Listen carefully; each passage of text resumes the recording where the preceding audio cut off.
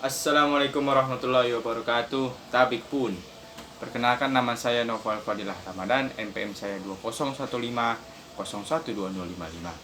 Saat ini saya akan menjelaskan kepada Anda mengenai market yang telah saya buat dalam rangka ujian tengah semester mata kuliah Studio Perancangan Arsitektur 1.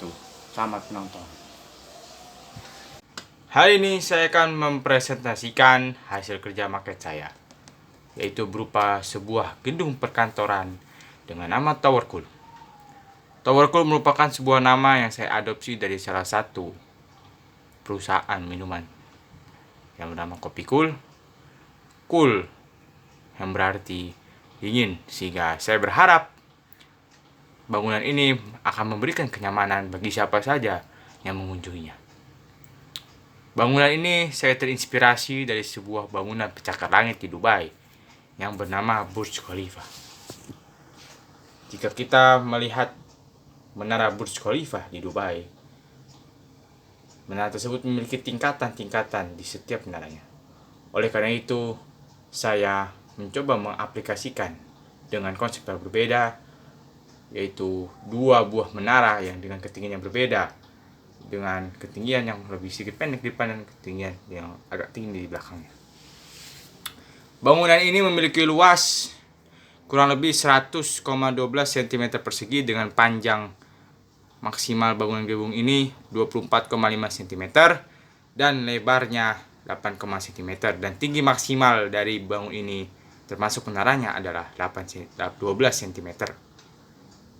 Jika kita melihat bangunan ini, saya mengaplikasikan dari beberapa konsep yang ada, dan bangunan ini juga terdiri dari beberapa bangun dasar. Bangun dasar yang saya pakai dalam membuat sebuah maket ini yaitu dari 3 buah bangun dasar, yaitu berupa 2 buah segitiga, 3 buah bujur sangkar, dan 2 buah lingkaran.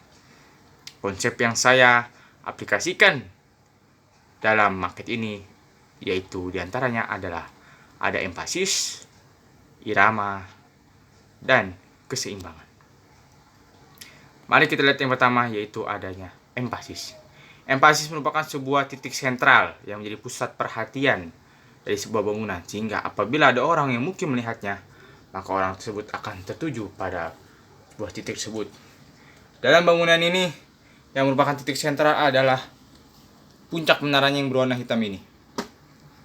Jika kita melihat, bangunan tersebut memiliki 2 buah empasis yang menandakan bahwa memang ini menjadi pusat, karena saya mengharapkan memangnya bangunan ini, bagian menara ini dijadikan sebagai pusat sentra kegiatan dari perkantoran yang dilakukan. Oke, lalu selanjutnya yaitu bagian dari keseimbangan. Jika kita melihat dari atas pula, terdapat keseimbangan yang asimetris. Kita melihat ada di sebelah kiri segitiga yang terbalik dan sebelah kanan segitiga yang menghadap ke arah utara. Ini merupakan suatu dari keseimbangan yang dinamis, di mana ada perbedaan bentuk. Begitupun juga dengan bagian puncak menaranya, ada sebuah seperempat lingkaran yang saling berhadapan namun berbeda posisi. Ini merupakan juga salah satu dari keseimbangan yang asimetris, yang berbeda bentuk, bukan yang simetris. Dan selain itu juga terdapat sebuah irama ya, irama yang dinamis. Jika kita lihat, ada sebuah bentuk dari bangunan yang saya adopsi ini dari sebuah bentukan dari batu bata yang berselang-seling, sehingga saya mencoba aplikasikannya dalam sebuah bangunan. Selain itu juga terdapat irama yang berbeda. Di sebelah kanan bangunan ada sebuah bangun dasar di sini yang saya tempelkan terhadap sebuah bidang di sebelah kanan bangunan.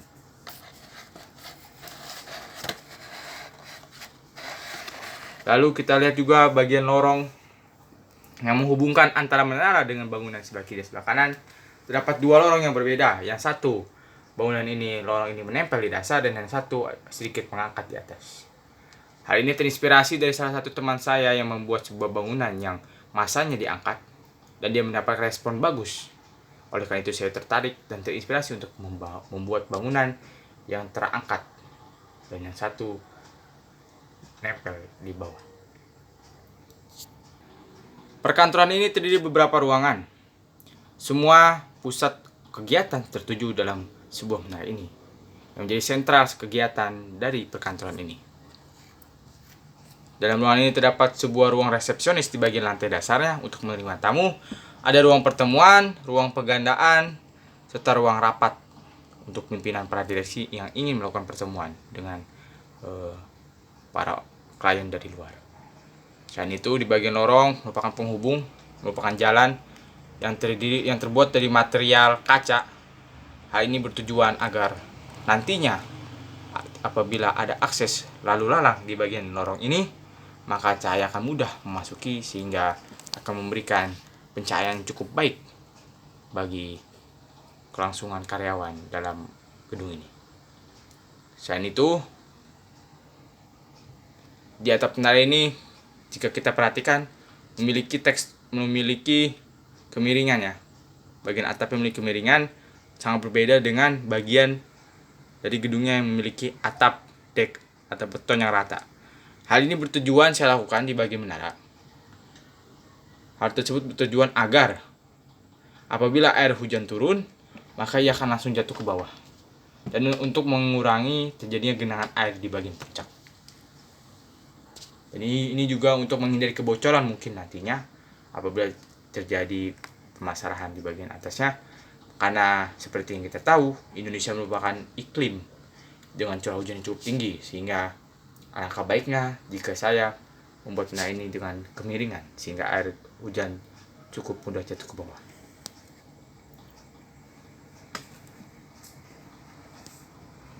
Selain itu, di bagian sebelah kiri ini merupakan sebuah ruang penunjang.